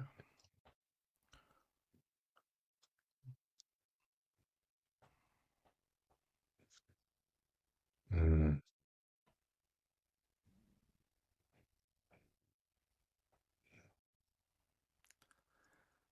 Well, oh, say in terms of that distraction, that's so important. And for me, when I in my version of trickster, I'll say that it's not an accident that that dissipates the human being's capacities, that distraction way, right? And so my guides have every now and then they get very stern. Usually they're pretty kind, but every now and then they get very scoldy. And one of the things they said to me in that tone was, "You are responsible for placing yourself before the truth frequently." And I'm like, wow, okay. Because they say, there are forces that understand very clearly how vulnerable the human being is to repetition. And certainly we recognize it in advertising. We don't do a whole lot to protect ourselves from it. We think we can just know it and we're protected, but our biology is still susceptible, right? And um so they say, so you take responsibility. You be proactive in repeating truth to yourself. So what is that repeating truth? And I'd be curious to know what you think that might fall in that category, Jaiya. But for instance, we've talked about being with the earth. It's always placing myself before the truth. Life is the truth for me. Yeah. If it's leading towards life, then it's the truth. That's kind of how I hold it. But so when I go and sit by the river, when I go and I'm planting, when I'm with the corn, when I'm with singing, even what we're doing right here, right now, being with each other, even via these instruments that we're doing it through. Nevertheless, we're sharing, we're in community, we're communing. And so anyway, that's their counsel to me, that I also can play the game of repeating repetition with my own self, my own biology, to Mm, keep me in a place where I'm not forgetting, where I'm in that relationship. yeah. Thank you, Pat. Yeah, I studied psychology in graduate school for better or for worse, and but one of the core principles is just again how vulnerable we are to repetition. And vulnerability is not always in the negative sense either. So it depends, what are you repeating? And that's what I'm hearing Pat say. There is the repetition that is sort of passive, and that the culture puts on us, that um, we it's easy to accept it, to be seduced into it, like a kid playing video games night and day, you know, um, or so much of what happens on our phones. But I too had to realize at some point in my journey that if I don't initiate my own ceremonial repetitions, I will be washed away. I will lose myself. And like Pat, I do hear that firm, stern instruction often, like, "Oh, bro, you need to sit with truth more often." Uh, you know, and I feel like in this world that needs to be daily, because daily we're being washed away from ourselves. There's a um, constant current that carries us away to the benefit of certain people's agendas, of course, but to the detriment of our own well-being, our collective well-being. So I share this story, a particular memory that comes up as I was listening to you, Pat, with the repetition, when I was trying to give birth to my first book, which was going to be the memoir, the story of my childhood, and the story of my coming into this world, and how I was shaped and affected, and then um, the circularity of really coming into my truth. It was coming of age story in that sense. And but because I knew that I needed to tell this story, what was driving me to tell it was a specific story about what it means to be born orphan in the world, and be born indigenous and be born um, African and be born into white supremacy and to be born into this kind of a society, what that means for you as a child, what that does to you as a child, what your assignment though really is within that. So it was a specific story that what was in my heart was I need to tell this or I will die. I need that kind of urgency. I need to birth this child or I will die. That it will die with me, and it will be tragedy. But it's not for my sake, but for the sake of other children on their journeys. So I was motivated, but I did not. I wasn't quite to where Pat describes as like I, I want this life. I want my life. Instead, what was keeping me from birthing this story, because I was telling people, oh, I'm writing this book, I'm writing this book. And before I looked up, it was 10 years had gone by. Everybody's like, like the boy who cried wolf, where's the book, dude? You keep talking about this book. So people began to just like disbelieve in me, in my dream, which is hurtful. That's painful when your own people, friends and family are like, yeah, whatever, man, I've heard this before. So you're hurting. Now it's like, oh man, in a sense you want to prove them wrong, but the deeper part of me was no, I'm gonna die not having fulfilled what creator has asked of me. That was a horrible feeling. So what I realized was that through repetition in my lifetime I had arrived at a disbelief in myself. I had no faith.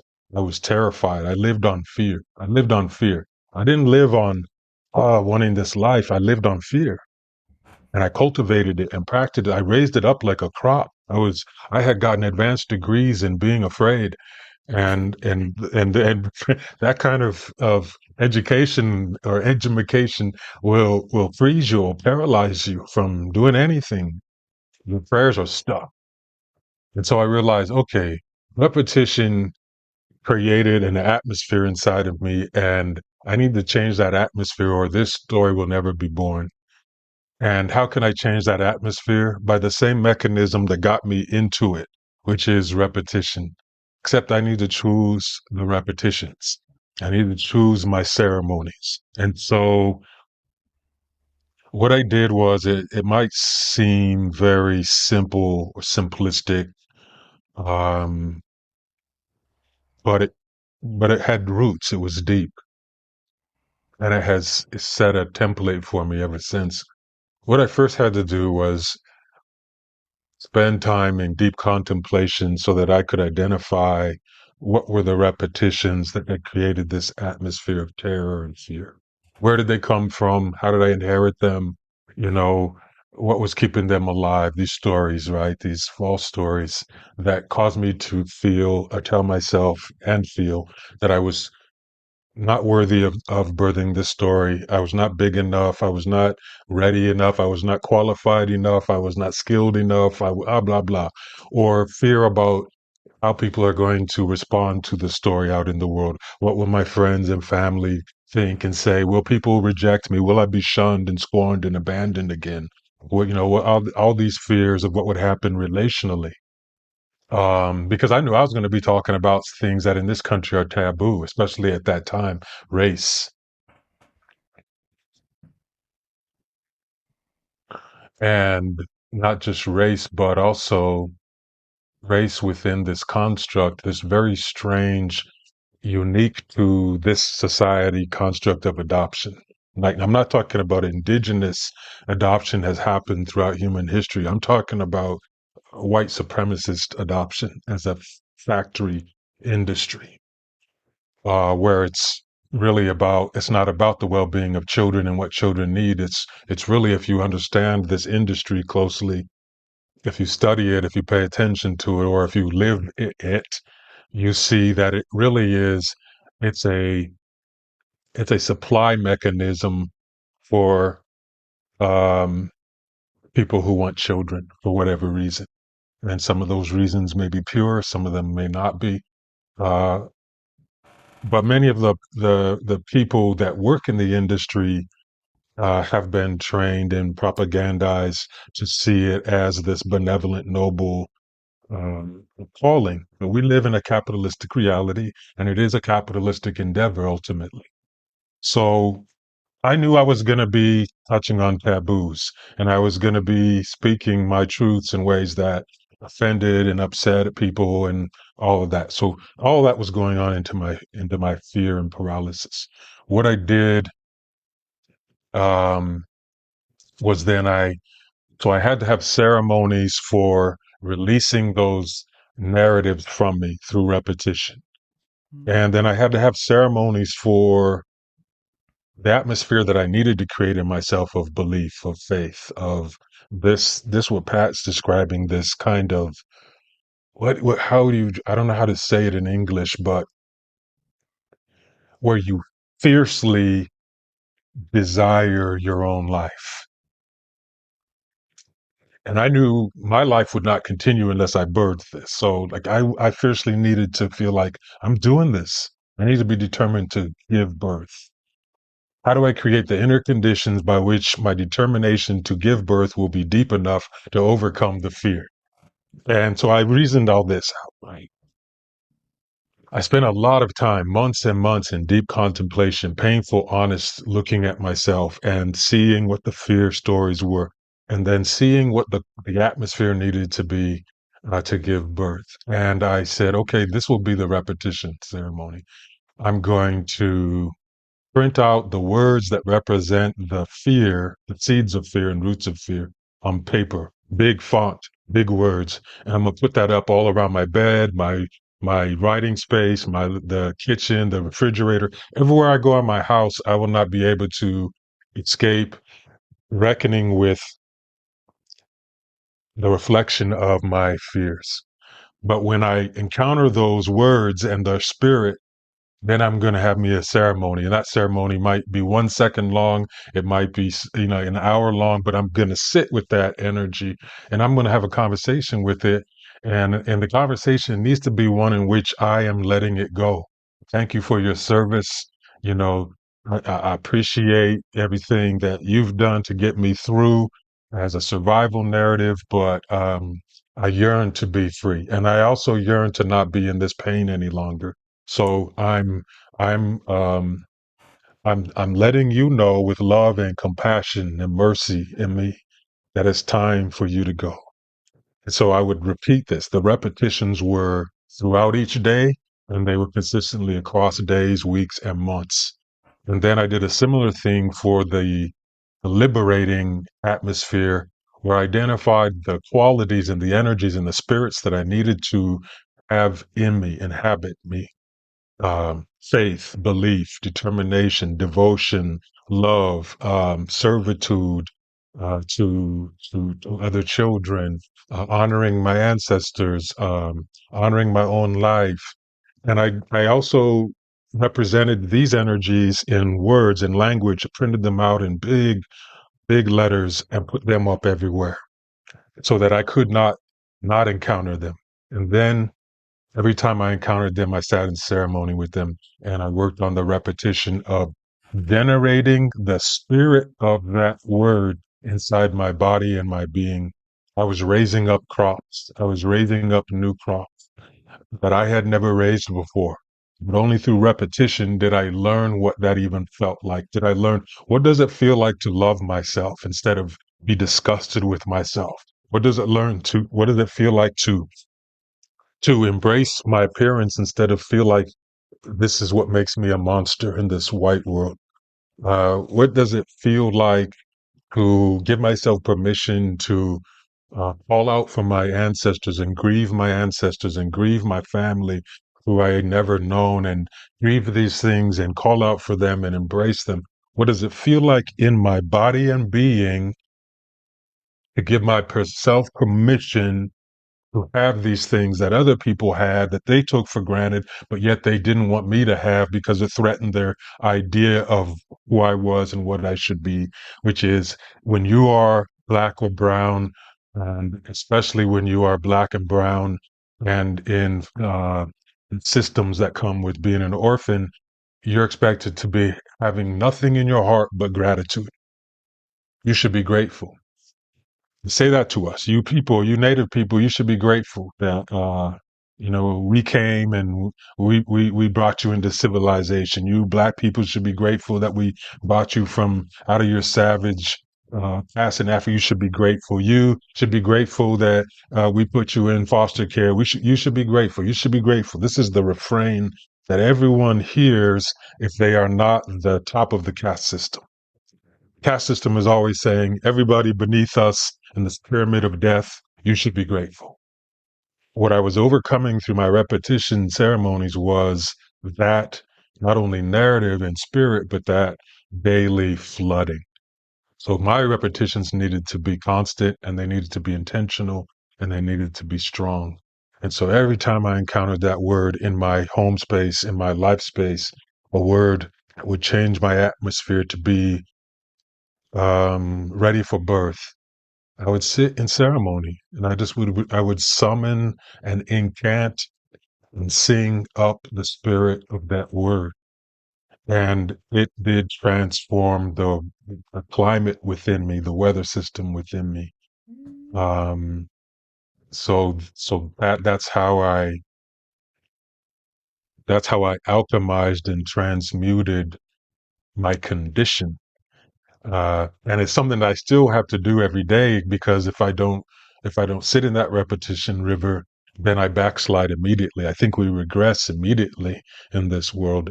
If we're not swimming intentionally, we get swept backward because we're swimming upstream against the current of conditioning and past and dehumanization. All of the unwellness, we're swimming upstream against it to reach our breeding ground of well-being, to reach that place where we can spawn like salmon and bring forth generations in well-being. And so I need my ceremonies. And sometimes, the stern um, sort of correction does come to me from spirit, like, hey man, you're getting lazy, man. I've already shown you what happens when you don't sit in this and exercise the repetitions. So get to it, back to it, get back to it, get back to it, get back to it. Yeah. Hey, thank you. Thank you. Yeah. Thank you. I have my own practice, which involves a period of deep repetition every day, every day, every day. And that's how I become free of the bondage of money. And that's how I become Mm. free of the bondage, like these things that, how can a human being be free of these things? Well, you can, but you got to be able to somehow locate and repeat the truth frequently. So they were right. They were right. They were right.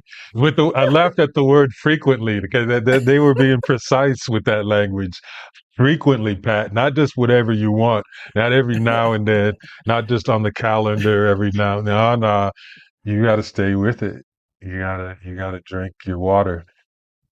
And like you though, the other big medicine though is just that for me to be in what they call nature as much as possible. So I've had the privilege of having access throughout my life, or creating access. If I'm living like I was living in the DC area for a long time and living in neighborhoods where I didn't have as much access, but then I chose to invest in having plant people in my home, and or just spending time under the sky. So medicine, I mean, the creation, natural creation will always bring you back through its own instantaneous repetition, because it's repeating constantly. So just get with it, and then you osmosis and boom. Repeating constantly in improvisation and spontaneous and random encounter. Yes, yes, like a jokester, just like, hey man, having fun with itself, playing. Some kind of stand-up Uh, comedy, jazz yeah, orchestra yeah, thing. Yeah. yeah. Yeah, nature's saying, I'll be here all week. This is where to find me. I'll be here all week.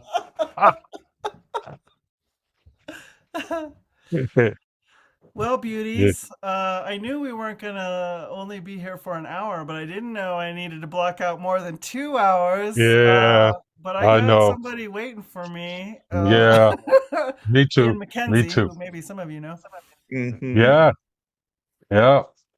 Man, so much love, Pat. I can't thank you enough for this, for sitting with us today.